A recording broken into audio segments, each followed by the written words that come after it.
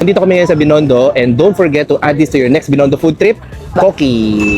Dito lang siya sa malapit sa Arco, sa may Ongpin Street. Okay, katapat siya ng Presidents. Ito yung Presidents, oh. Okay, ito yung Koki. Buti hindi masyado marami tao, no? Usually marami tao dito eh. Koki Bakery, PH, Hashtag. Ongpin Street.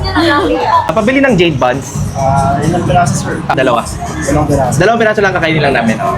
Yun yung bestseller nila dito, ito, Jade Buns. Yan. Yung mainit-init boss, ah. So, pag pupunta kayo dito, hanapin nyo si Jenser. Yan, para may makita kayong pogi. Wow! Butter rice cake, first time ko matatry. So, tingnan natin kung masarap. So, tutusupin mo siya. Kasi medyo mainit-init siya.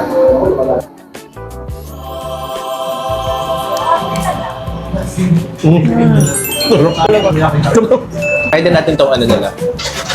Ano dito ka na? Basta ito, yung butter something. Crunchy on the outside, tapos malambot siya. Ano mo? Chewy siya on the inside. So meron silang lemon tea, black tea with lemon. Yeah. Hindi siya matamis. Konting tamis lang. So check out Koki guys.